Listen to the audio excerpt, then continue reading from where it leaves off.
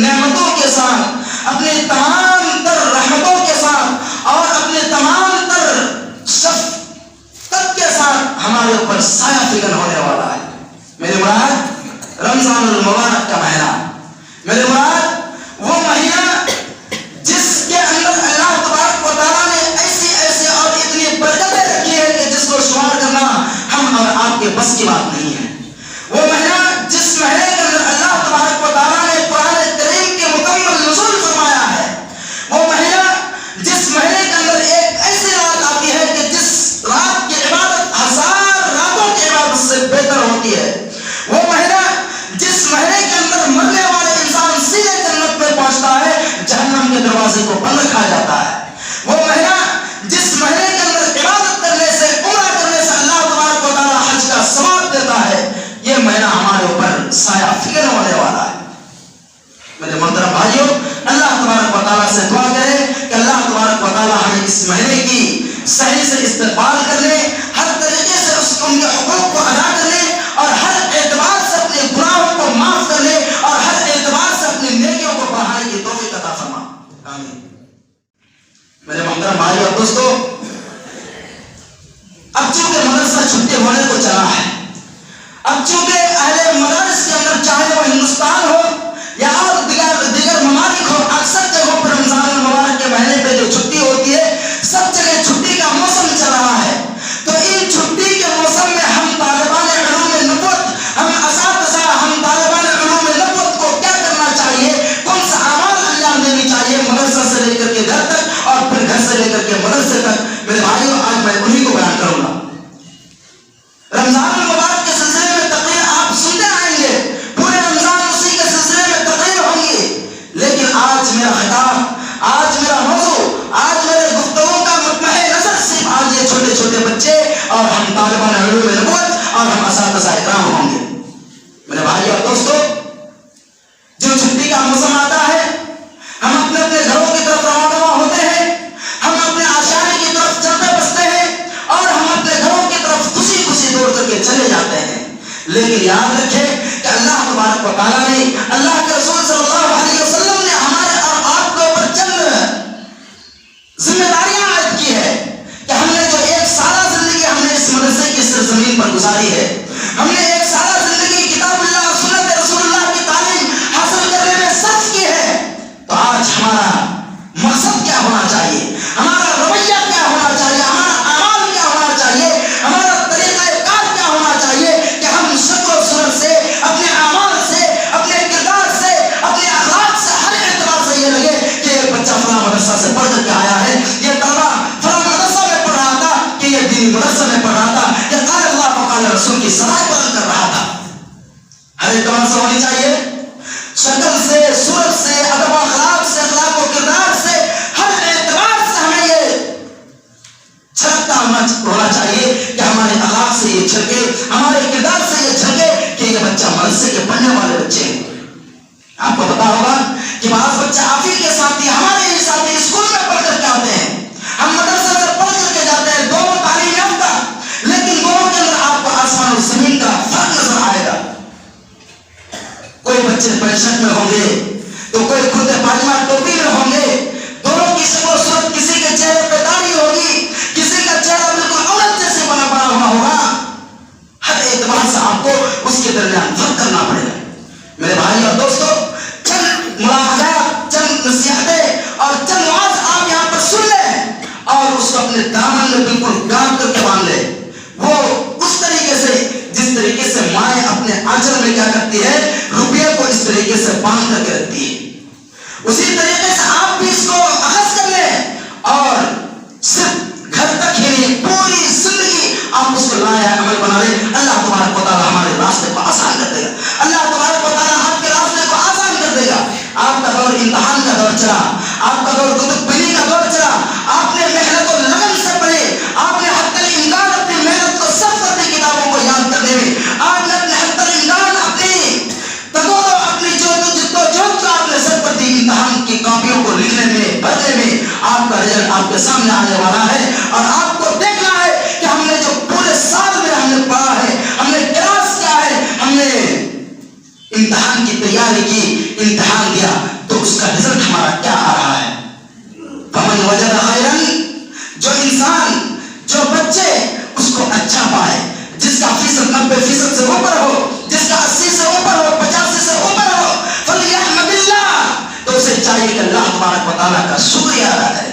اسے چاہیے کہ اللہ تبارک و تعالیٰ کا شکریہ ادا کرے, اور آگے بھی اس طریقے سے محنت کو جاری کرنے کے لیے اپنے آپ کے حوصلے کو بلند رکھے, اپنے آپ کو بالکل تیار رکھے کہ صرف اعظم نگر کا مدرسہ جامعہ مصباح العلوم ہی نہیں, بلکہ ہم جہاں پہ بھی جائے اسی طریقے سے محنت کرے اور اسی طریقے سے پڑھے, اسی طریقے سے اپنے ماں باپ کا نام روشن کرے, مدرسے کا نام روشن کرے. وہ چاہیے جو پورے سال تک ہمارے کھانے پینے اور کیا کہتے ہیں پڑھنے کا, رہنے کا, اور کیا کہتے ہیں اس مدرسے کو انتظامیہ جو اس مدرسے کے ہر اعتبار سے آپ کی مدد کی ہے, اس کا بھی آپ شکریہ ادا کریں, اس کا بھی آپ اس کو بھی کسی انداز سے, کسی بھی صورت سے نہ بھولیں. وہ جاگیر جو اپنے بیٹے سے بھی زیادہ آپ کو محبت کرتے ہیں, اگر آپ ایک شام کو کھانے کے لیے نہیں گئے جاگیر کے گھر, تو وہ جاگیر والے جھٹ سے فون لگاتے ہیں کہ مولانا میرا بچہ کھانے کیوں نہیں آیا, کہیں بیمار تو نہ ہو گیا ہے, کہیں پہ گھر تو نہ چلا گیا ہے. اس طریقے سے آپ کو فون کیا, آپ یقین رکھیں, آپ اپنے دامن پہ ہاتھ رکھ کر, اپنے سینے پہ ہاتھ رکھ کر کے سوچے کہ اس انسان کا آپ پر محبت کتنی ہے. بھائیو, ایک مقولہ ہے کہ انسان اگر کتا بھی اپنے, بلی بھی اپنے گھر میں پالتا ہے تو اس پر محبت ہوتی ہے, اس سے وہ لگاؤ ہو جاتا ہے. تو آپ تو ایک بچے کی طرح, بچے کی شکل میں آپ اس کے گھر میں بچے تھے, اپنے اولاد سے بھی بڑھ کر آپ کو پیار کیا ہے. یہ مچھلی اگر اپنے اولاد کو کم کھلائی ہے, وہ جاگیر بھی تو آپ کو یہ 2 مچھلی زیادہ کھلائی ہے. کیوں؟ ایک نیکی اور نیت کے ثواب سے, نیکی کی نیت سے اور ثواب کی نیت سے آپ اس کے لیے جس طریقے سے اپنے ماں باپ کے لیے دعا کرتے ہیں, یہ مدرسہ میں آئے آپ پڑھنے کے لیے, رب ارحمہما کما ربیانی صغیرہ کہہ کر کے دعا کرتے ہیں, اسی طریقے سے آپ اپنے جاگیر والوں کے لیے بھی دعا کریں کہ اللہ تبارک و تعالیٰ ہر ایک رزق کے بدلے میں اسے 100 رزق یا 700 رزق یا اس سے بھی زیادہ اس کو رزق عطا فرما. اللہ تبارک و تعالیٰ کے راستے میں جو خرچ کرتا ہے اسے 1 سے لے کر کے 700 تک اس کو ثواب ملتا ہے. اللہ تو وہی ثواب اس کو دے دے. اس طریقے سے دعا کرتے رہنا چاہیے. وہ کمیٹی, وہ ذمہ داران جو آپ کی تعلیم کی بہتری کے لیے برابر مسلسل محنت اور مشقت کرتے رہتے ہیں, اپنے پہننے کو لنگی نہیں ہے لیکن مدرسے میں سالانہ انجمن کے نام پہ 200 روپیہ چندہ دے رہے ہیں, اپنے پہننے کو کرتا نہیں ہے لیکن سالانہ جلسہ کے لیے 500 اور 1500 روپیہ کی چندہ دیتے ہیں. کیوں؟ صرف آپ ہی کے لیے کہ آپ کا کیا ہو, روشن مستقبل ہو, مستقبل روشن ہو آپ کا, آپ یہاں پہ بہترین طریقے سے پڑھے اور اچھے اخلاق سے پیش آئے, اور کیا کہتے ہیں اپنے گاؤں گھر میں جا کر کے نام روشن کریں. آپ سے کیا چاہیے, آپ کو کھلا رہے ہیں, آپ کے ہر طرح سے آپ کو نگہبانی میں رکھ رہے ہیں, کوئی انسان کسی کو کچھ نہیں کہہ رہا ہے. کیوں؟ کیا امید ہے, آپ اس کو کما کر کے روپیہ دیں گے, آپ اس کو پڑھا کر کے 1 مہینے کی تنخواہ دیں گے؟ نہیں, صرف آپ سے یہی چاہتے کہ آپ ان کے لیے دعا کرتے ہیں. آپ ان کے لیے کیا کرتے ہیں, دعا کرتے کہ اللہ تبارک و تعالیٰ اتنے جو 100 بچے ہیں, 150 200 بچے ہیں, صرف ایک مرتبہ کسی نے ہاتھ اٹھا کر کے دعا کر دیا کہ اللہ جتنے بھی ذمہ داران حضرات ہیں تو ان کی مغفرت فرما, جو انتقال کر کے ہم کو جنت میں سے فرما, تو اس کی زندگی سفل ہو جائے گی, اس کی زندگی کامیاب ہو جائے گی. صرف یہی امید سے آپ کو اتنے محبت کے ساتھ پالتے ہیں, آپ کو اتنے محبت کے ساتھ اپنے دامن میں چلا دیتے ہیں. تو ہمیں دعا کرنا ہے, خلاصہ کلام ہمیں دعا کرنا ہے. میں نے حدیث پڑھی تھی کیا کہ علیکم بسنتی و سنت الخلفاء الراشدین. انشاءاللہ لاسٹ میں اس کا تھوڑا سا بیان کروں گا اور پھر میں آپ کو 2-3 نصیحت کر کے اپنی باتوں کو ختم کروں گا. پہلی بات. دوسری بات, جب آپ مدرسہ سے گھر جائیں, آپ مدرسہ سے گھر جائیں تو جس طریقے سے ابھی آپ کا چہرہ روشن ہے, جس طریقے سے ابھی آپ کا لباس ہے, جس طریقے سے ابھی آپ کا چہرہ ہے, آپ بالکل اسی طریقے سے اس کو برقرار رکھیں, اسی طریقے سے اس کو برقرار رکھیں. گھر میں جا کر کے بالکل اپنے حلیہ کو بگاڑ نہ لیں, گھر میں جا کر کے بالکل ماں کے ساتھ ماں کی طرح بات نہ کریں, باپ کی طرح بات نہ کریں, ایسا نہ ہو, بلکہ ان کے ادب اور عزت کے ساتھ پیش آئے. اپنے آپ کو بالکل ایسا پیش کریں کہ ہاں یقیناً یہ مدرسہ میں پڑھنے والا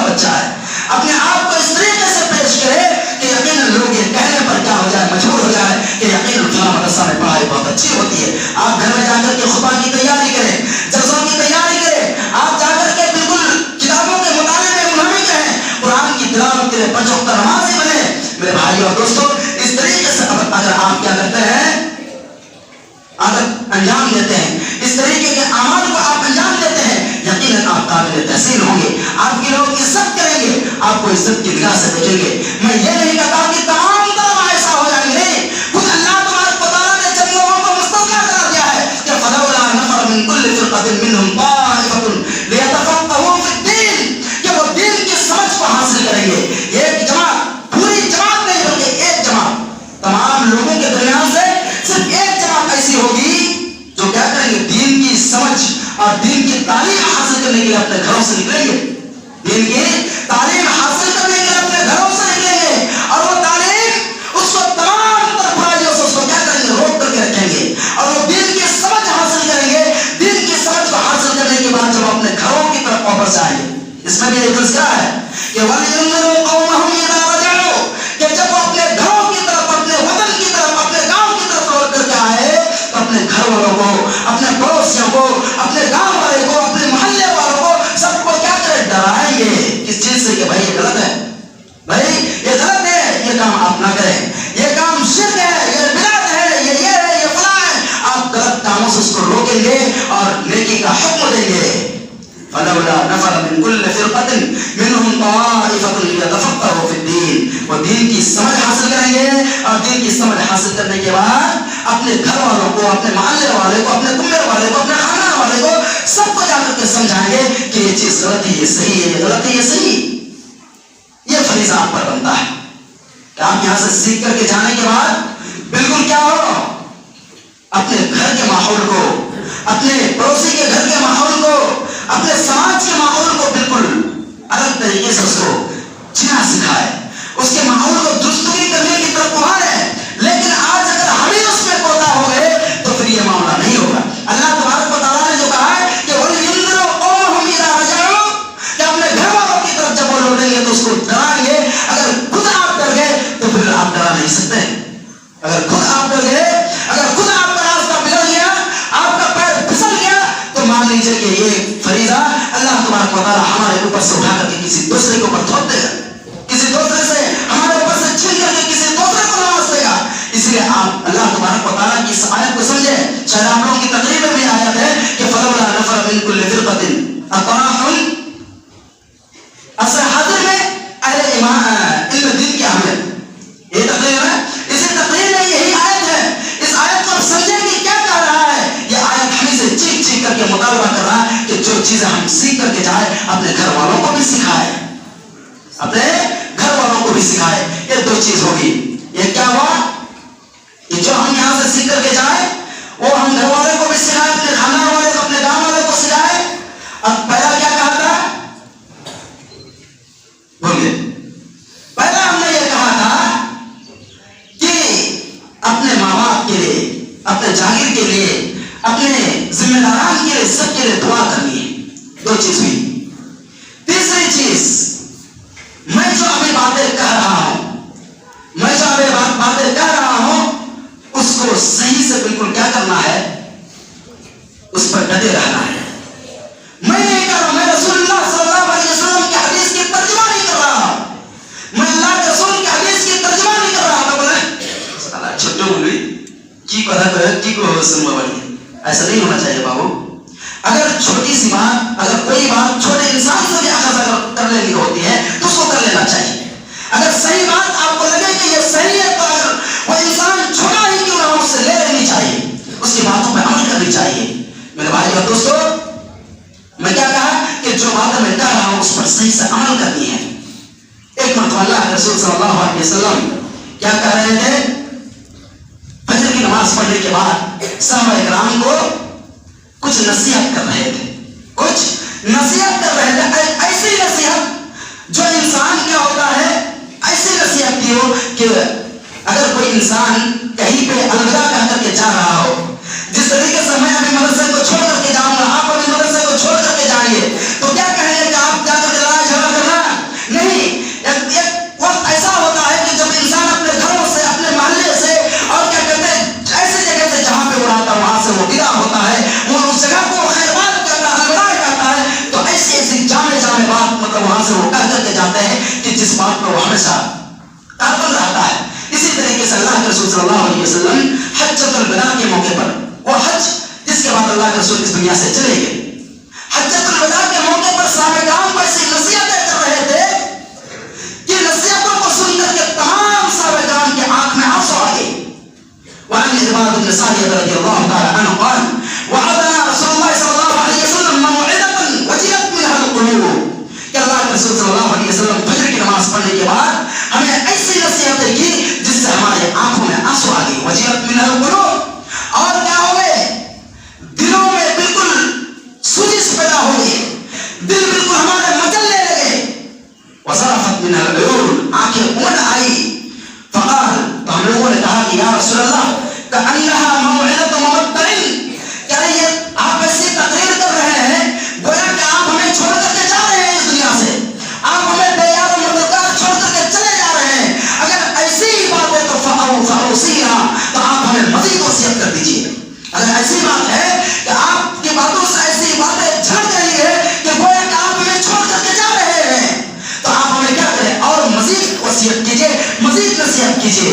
تو اللہ کے رسول صلی اللہ علیہ وسلم نے کہا کہ اوصیکم بتقوی اللہ، کہ لوگوں سنو، اگر میں نے تمہیں کیا کیا ہے، اگر میں تمہیں چھوڑ کر کے جا رہا ہوں، اگر تمہارا یہ خیال ہے کہ میں تمہیں چھوڑ کر کے چلا جاؤں گا، تو پھر میں تمہیں نصیحت کرتا ہوں، سنو کہ تم اللہ تبارک و تعالیٰ کی تقوی اختیار کرنا. اوصیکم بتقوی اللہ، کہ تم کیا کرنا، اللہ تبارک و تعالیٰ کی تقوی اختیار کرنا، اللہ تبارک و تعالیٰ سے ڈرتے رہنا، اللہ تبارک و تعالیٰ سے ڈرتے رہنا. اوصیکم بتقوی اللہ والسمع والطاعہ، اور میں کیا کر رہا ہوں، تمہیں نصیحت کرتا ہوں جس کی اطاعت و فرما برداری کی. وَإِن تَعَمَّرَ عَلَيْكُمْ عَبْدٌ حَبْشِيٌّ، وَإِن تَعَمَّرَ عَلَيْكُمْ عَبْدٌ حَبْشِيٌّ، کہ اگر تمہارے اوپر ایک کالا کلوٹا حبشی غلام بھی تمہارے اوپر کیا کر دیا جائے، امیر اور حاکم مقرر کر دیا جائے، تو تم اس کی اطاعت کرتے رہنا، تم اس کی اطاعت کرتے رہنا. کبھی اس کی اطاعت سے تہی دامن خالی نہ کر لینا، کبھی اس کے خلاف بغاوت کا جھنڈا بلند مت کر دینا. اگر تم اس کے جھنڈے تلے رہو گے تو یقیناً بہت سارے شور فتن سے تم کیا رہو گے، محفوظ رہو گے. اوصیکم بتقوی اللہ والسمع والطاعہ، اور ہم تمہیں اطاعت و فرما برداری کی وصیت کرتے ہیں. میرے بھائیوں، اپنے ماں باپ کی اطاعت کیجیے، اپنے گھر والوں کی اطاعت کیجیے، اپنے بڑوں کی عزت کرے، چھوٹوں سے پیار کرے. یہ بھی ہمارے ایمان کا ایک حصہ ہے، ہماری ایمان کی نشانی ہے کہ آپ اپنے والدین کی اطاعت کریں. اپنے ماں باپ جس کام کو کرنے کے لیے کہیں آپ اس کو خوشی خوشی کریں، جس کام سے روکے آپ اس سے بالکل اپنی ناراضگی کو بلا ظاہر کیے ہوئے آپ اس سے رک جائیں. یہی اطاعت ہے، یہی فرما برداری ہے. اگر آپ کو ایسا لگتا ہے کہ میرے والدین سیدھے سادے ہیں، مجھے کچھ کہتے نہیں ہے، میں اپنے من سے جو چاہتا ہوں کرتا ہوں، یہ آپ کا خام خیالی ہے، یہ آپ کی غلط فہمی ہے. اللہ تبارک و تعالیٰ ہمیں ایسے خیالی سے بچائے. اس لیے کہ والدین کا سایہ ایک ایسا سایہ ہوتا ہے کہ جس طریقے سے ایک مرغی اپنے پروں کو پھیلائے ہوئے اپنے تمام بچوں کو اپنے سایہ شفقت میں لے لیتی ہے. اوصیکم بتقوی اللہ والسمع والطاعہ وإن تأمر علیکم عبد حبشی، میں تمہیں کیا کر رہا ہوں، اطاعت و فرما برداری کی بھی کیا کرتا ہوں، وصیت کرتا ہوں. لہذا تم اپنے امیروں کی، اپنے سرداروں کی اطاعت و فرما برداری کرتے رہنا. وعلیکم بسنتی، اور میں تمہیں یہ بھی وصیت کرتا ہوں، یہ بھی نصیحت کرتا ہوں کہ تم میری سنت کو وسنت الخلفاء الراشدین المہدیین، اور جو ہدایت یافتہ خلفاء راشدین ہے، حضرت عمر فاروق ہے، حضرت ابوبکر صدیق ہے، حضرت عثمان ہے، حضرت علی ہے، اور اس کے علاوہ جتنے بھی خلفاء جو راشدین ہے، یعنی کہ جو سیدھے راستے پر ہے، جو تمہیں کفر کی اجازت نہیں دیتے ہیں، جو تمہارے حق میں نہیں کرتے ہیں، یعنی کہ جتنے بھی خلفاء راشدین ہیں، تم اس کی بھی اطاعت و فرما برداری کرتے رہنا، تم اس کی بھی اطاعت و فرما برداری کرتے رہنا. کبھی اس کی اطاعت و فرما برداری سے پیچھے مت ہٹنا. میں نے جتنی بھی نصیحت کی ہے، اب سنیے، میں نے جتنی بھی نصیحت کی ہے ان تمام نصیحتوں کو عضوا علیہا بالنواجذ، تم اپنے داڑھی کے دانت سے، داڑھی یہ جو ہم چاول کے دانت بولتے ہیں، کہ داڑھی کے دانت سے تم اس کو بالکل مضبوطی سے پکڑ لینا. اس لیے کہ اگر تم اس کو، میری سنت کو مضبوطی سے پکڑ لی، میری وصیت، میری نصیحت کو مضبوطی سے اگر تم پکڑ لیا تو یقیناً تم فلاح پا جاؤ گے، یقیناً تم کامیاب ہو جاؤ گے. میرے بھائی اور دوستوں، اس داڑھی کی دانت کا تذکرہ ہے. آپ اور ہم اس बात को मजाक किया है कि माए पहले जब वो हम लोग बंगला भाषा में क्या खासियत होती है, तो जब ज्यादा मतलब वो खोल ले जाती है, हाथ से जब खींचना मुश्किल हो जाता है तो दांत से पकड़ करके खींचती है, यानी कि ये दांत से जो पकड़ होती है बड़ी मजबूत होती है। तो तुम इसी तरीके से मजबूती के साथ अपने दांत से इसको पकड़ लेना। और आगे अल्लाह के रसूल सल्लल्लाहु अलैहि वसल्लम का कौल कि तरक्तु फीकुम अमरैन, कि मैं तुम्हारे दरमियान दो चीजों को छोड़ करके जाता हूँ। तरक्तु फीकुम अमरैन, कि मैं तुम्हारे दरमियान दो चीजों को छोड़ करके जाता हूँ लोगों, कि फइन तमस्सकतुम बिहिमा लम तज़िल्लु फइन तमस्सकतुम बिहिमा, कि अगर तुम कभी गुमराह नहीं होगे अगर इन दोनों चीजों को तुम मजबूती से पकड़ लोगे। तो मेरे भाइयों, बहुत सारी ऐसी बातें हैं जो इस मुख्तसर से वक्त में कहने की नहीं है। इंशाअल्लाह अगर कभी वक्त मिले तो और फिर मजीद इसकी वजाहत करूंगा और आप लोगों को और दो चार नसीहत करूंगा। मेरे भाइयों, जितनी बातें मैंने कही, अल्लाह तबारक व तआला से दुआ करें कि अल्लाह तबारक व तआला हम लोगों को इन बातों पर, खुद को भी और हम तमाम मुसलमान भाइयों को, खुसूसन हमारे तलबाए उलमाए नबूवत को इन तमाम बातों पर डटे रहने की तौफीक अता फरमा। इलाहुल आलमीन, तो हमें हदीस रसूल, सुन्नत रसूल और किताब अल्लाह सुन्नत रसूलुल्लाह सल्लल्लाहु अलैहि वसल्लम के मुताबिक जिंदगी बसर करने की तौफीक अता फरमा। इलाहुल आलमीन, हमें से जो इस दुनिया से गुजर गए मौला, तो हमारे इन बुजुर्गों की तो मग़फ़िरत फरमा, उनके कब्रों को नूर से मुनव्वर कर दे और उनको जन्नतुल फिरदौस में जगह दे। इलाहुल आलमीन, हमें से जो कर्जदार है तो उनके कर्ज को खत्म करने की, कर्ज को निभाने की कोई ना कोई रास्ता जरूर उसको निकाल दे मौला। इलाहुल आलमीन, हमें से जो कमजोर है, बेबस है मौला, तो उनकी बेबसी को दूर फरमा। इलाहुल आलमीन, हमारे पास वो ईमानी कुव्वत नहीं, वो ईमानी ताकत नहीं कि हम तुम्हारे दुश्मनों के सामने नमर्द आज़मा हो सके मौला। तो अपनी मग़फ़िरत से और अपने रहमत तमाम से तू अपने दुश्मनों से खुद मुकाबला कर मौला। आमीन। व आखिर दअवाना अनिल हम्दुलिल्लाहि रब्बिल आलमीन। वस्सलामु अलैकुम व रहमतुल्लाह।